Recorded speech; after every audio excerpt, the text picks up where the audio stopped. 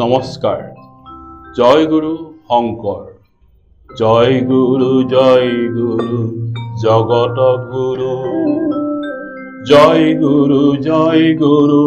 শংকৰ গুৰু, কৃষ্ণৰ কিংকৰ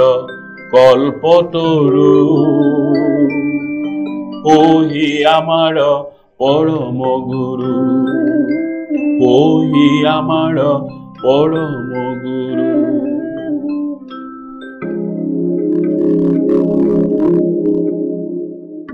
ৰাইজক কৃষ্ণমুখী কৰাৰ প্ৰয়াস কৰি থাকোঁতে নৰনাৰায়ণৰ ৰাজপুৰোহিত ৰামৰ জোৱাই কণ্ঠফুকনৰ যোগেদি বিষ্ণুপুৰী সন্যাসীৰ পৰা লাভ কৰা ভক্তি ৰত্নাৱলীৰ পুথিৰ আধাৰত সংস্কৃত ভাষাত ৰচা ভক্তি ৰত্নাকৰ গ্ৰন্থখনি দুকুৰি অধ্যায়ত ভাগ কৰি সৰহসংখ্যক ভাগৱত তথা গীতাৰ শ্লোকসমূহৰ তাৎপৰ্য ব্যাখ্যাৰে ভক্তি জ্ঞানপ্ৰদ গুৰুৰ মাহাত্ম্য, নিদেহ মাহাত্ম্য, সৎসংগ মাহাত্ম্য, সন্তৰ লক্ষণ, পৰম গতিপথ ভজন, পৰম দেৱতাৰ মাহাত্ম্য, পৰম দেৱতা শ্ৰীকৃষ্ণৰ গুণ কৰ্মৰ শ্ৰৱণ মাহাত্ম্য, হৰিনাম কীৰ্তন মাহাত্ম্য, শ্ৰীহৰিৰ স্মৰণ মাহাত্ম্য, কৃষ্ণাৰ্চন মাহাত্ম্য, ভক্তিদ্ৰৱী যোগ নিৰূপণ, উত্তমা ভক্তি নিৰূপণ, অন্তৰংগ ভক্তি নিৰূপণ, নিৰ্গুণ ভক্তি নিৰূপণ, সপ্ৰেম ভক্তি নিৰূপণ, সগুণ নিৰ্গুণ ভেদে জ্ঞানদানৰ চতুৰ্বিধতা, উত্তম ভক্ত লক্ষণ মাহাত্ম্য, মধ্যম ভক্ত মাহাত্ম্য, প্ৰকৃত ভক্ত মাহাত্ম্য, আচাৰ ভ্ৰষ্ট ভক্ত মাহাত্ম্য, ভক্তভক্তি প্ৰাৰ্থনাদি নিৰূপণ, কলিৰ পৰম ধৰ্ম নিৰূপণ, জীৱাত্ম পৰমাত্মা ভেদ মাহাত্ম্য, হৰিভক্তিহীন পৰম অজ্ঞানীসকলৰ নিন্দা, ভগৱত দোষীসকলৰ গতি, ভক্তসকলৰ অংগ প্ৰশংসা, ভক্তসকলৰ জন্ম কৰ্ম প্ৰশংসা, হৰিভক্তিহীন পৰম অজ্ঞানীসকলৰ জন্ম কৰ্ম গতি যোগাদিৰ নিন্দা, বৃথা কথা কথনত দোষ, অভক্তসকলৰ অংগ নিন্দা, প্ৰবৃত্তি মাৰ্গ নিন্দা, স্বৰ্গাদী সুখ নিন্দা, ভাৰত ভূমি প্ৰশংসা, প্ৰায়চিত্ত নিন্দা, ব্ৰহ্মলোকাদি পৰ্যন্ত অনিত্য দেখি ঈশ্বৰৰ জ্ঞান, ভক্তিযুক্ত বৈৰাগ্যৰ কথন, মায়াতৰণৰ উপায়, শ্ৰী ভাগৱতৰ মাহাত্ম্য, যম নিয়মৰ কথন, দশাবিধ ভক্তিৰ কথনৰ দ্বাৰা পুথিখনত নাম ধৰ্মৰ লক্ষণ আৰু মহিমা বিলাই এনেদৰে এখনৰ পিছত আনখন ধৰ্মপুথি ৰচি অভিলেখ সৃষ্টি কৰিবলৈ সক্ষম হোৱা গ্ৰন্থসমূহৰ ভিতৰত গুৰুচৰিতবোৰৰ আধাৰত জানিব পাৰি যে প্ৰথম তীৰ্থযাত্ৰাৰ পিছত মাতৃভাষাত ৰচিত খণ্ডকাব্য ৰুক্মিণী হৰণৰ মূল কাহিনীটো হৰিবংশৰ পৰা সংগ্ৰহ কৰি মানুহৰ হৃদয় শুদ্ধ কৰা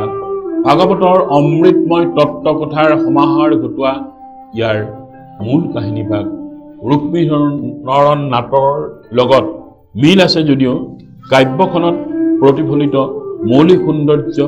একেশ্বৰবাদৰ বৈশিষ্ট্যৰ লগত নিজৰ পৰিকল্পনাৰে কিছুমান চৰিত্ৰৰ সংযোজন ঘটাই অসমীয়া সমাজৰ পৰম্পৰা ৰক্ষা কৰাৰ লগতে বিভিন্ন পৰিৱেশৰ পৰিচয় প্ৰতিফলিত যেনে বসন্ত বৰ্ণন, বিবাহ বৰ্ণন, নগৰ বৰ্ণনকো বিশেষভাৱে স্থান দিয়া কিংবা উপন্যাসখনৰ কাহিনীৰ প্ৰয়োজনত বীৰ, ৰুদ্ৰ, ভয়ানক, কৰুণ, হাস্য, ভক্তিৰসৰ প্ৰভাৱেৰে সকলো শ্ৰেণীৰ লোকৰ বাবে এখন উৎকৃষ্ট গ্ৰন্থ ৰচা এনে সৃষ্টিশীল সাহিত্য চৰ্চাত ব্যস্ত থাকিও সেই যুগত ৰজাসকলে নিজৰ নিজৰ আধিপত্যৰে সাব্যস্ত কৰিব খোজা শ্ৰেণী সমাজ গঠন প্ৰক্ৰিয়াৰ বিপৰীতে এখন সমাজবাদী জনসমাজ গঠনৰ হকে একহৰণ ধৰ্মৰ সহজ সৰল ব্যৱস্থাৰ দ্বাৰা সেই সময়ৰ অৱক্ষয়ী পৰিৱেশৰ পৰা সমাজক জ্ঞান বুদ্ধি ত্যাগৰ নিচিনা আদৰ্শৰে অনুপ্ৰাণিত কৰি ধৰ্মৰ প্ৰতি উদাৰ আৰু সহনশীল হোৱাৰ স্বচ্ছ পথৰ বাট দেখুৱাই বিশ্বজনীন সাম্য মৈত্ৰীৰ প্ৰেম ভাতৃত্ববোধৰ আদৰ্শৰে নানান ধৰ্মৰ মাজতো অসমত এক সংহতিপূৰ্ণ পৰিৱেশ সৃষ্টি কৰি শৃংখলাবদ্ধ সমাজৰ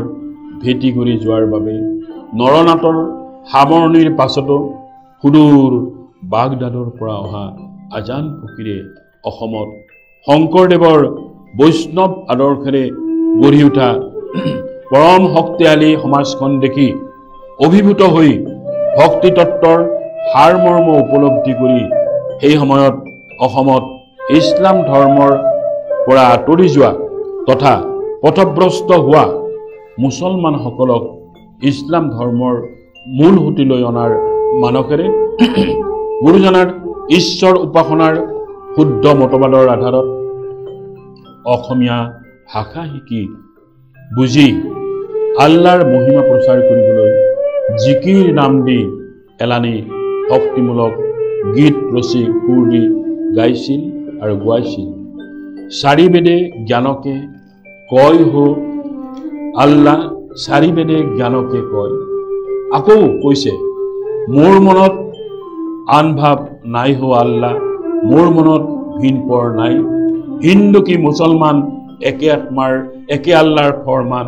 মোৰ মনত একেটি ভাৱ আদি এনে বহুতো অসমৰ মাটিৰ সুবাসেৰে সমৃদ্ধ লোকসংগীত ৰূপী জিকিৰ গীতৰ দ্বাৰা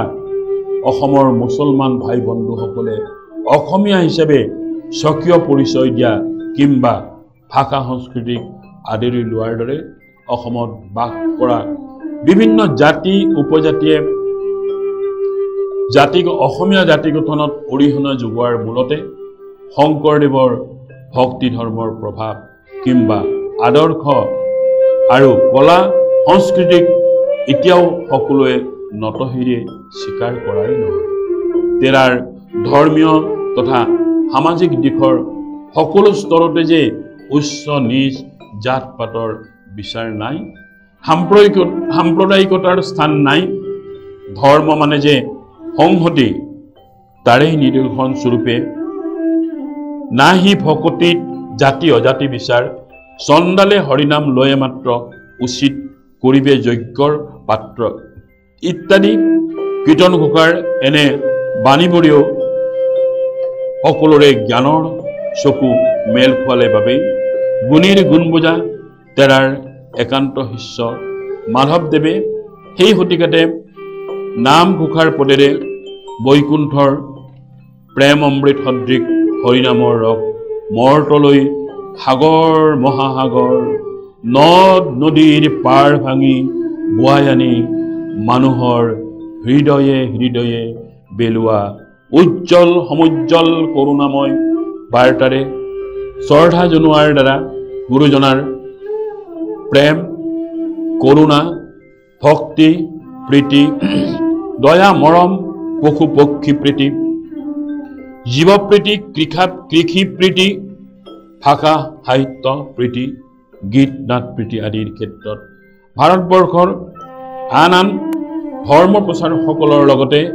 আদৰ্শগত সাদৃশ্য পৰিলক্ষিত হয় যদিও অন্য ধৰ্মৰ ক্ষেত্ৰত দেখা পোৱা অৰ্থাৎ খ্ৰীষ্টান ধৰ্মৰ প্ৰচাৰত যীশুখ্ৰীষ্ট, ইছলাম ধৰ্মৰ প্ৰচাৰত হজৰত মহম্মদ, বুদ্ধ ধৰ্মৰ প্ৰচাৰত বুদ্ধদেৱ, কিন্তু গুৰুজনাই এক শৰণ ধৰ্ম প্ৰচাৰৰ ক্ষেত্ৰত নিজকে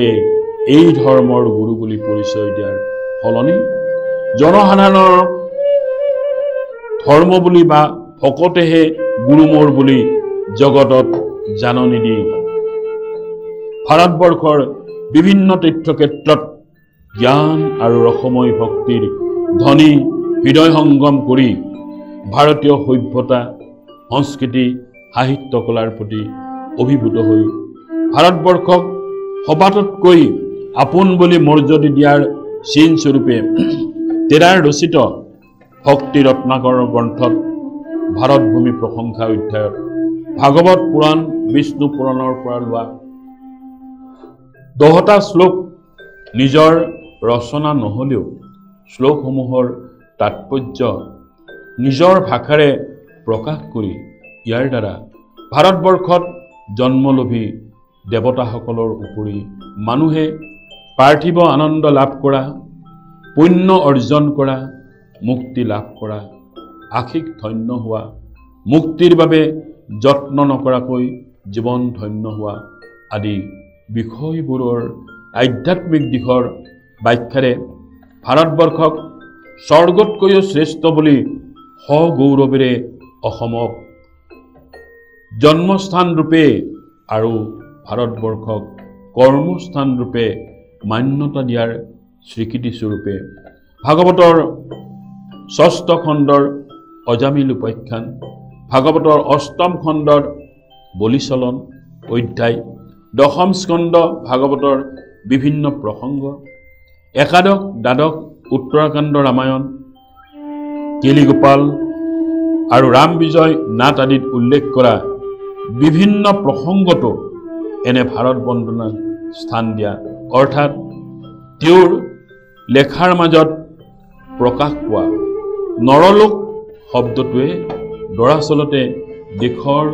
পৰিসীমা পাৰ কৰি আনকি বিশ্বৰ মানৱ জাতিৰ মংগল কামনাই এক শৰণ ধৰ্মৰ মূল মন্ত্ৰ বুলি প্ৰতিপন্ন কৰাৰ দৰে গীত মাত নৃত্য ভাওনা আৰু বাক্য বচনতো থকা এনে নীতি আদৰ্শ প্ৰতিফলিত হোৱাৰ বাবে দেশৰ আন আন ধৰ্মগুৰু তথা বৈষ্ণৱ পণ্ডিতসকলৰ লগতো থকা সাদৃশ্যই ভাৰতবৰ্ষৰ অখণ্ডতা কিংবা ৰাষ্ট্ৰীয় সংহতিত অৰিহণা যোগোৱাৰ উমান পাই আমি দেখিবলৈ পাওঁ কীৰ্তন ঘোষাৰ প্ৰহ্লাদ চৰিত্ৰৰ 8ম কীৰ্তনত হৰিৰাম মূল মন্ত্ৰ কলিত নাহি তাপ মন্ত্ৰ ঘোষাৰ পদত অৰ্থাৎ কলিকালত হৰিনাম ধৰ্মই প্ৰধান যাগ যজ্ঞ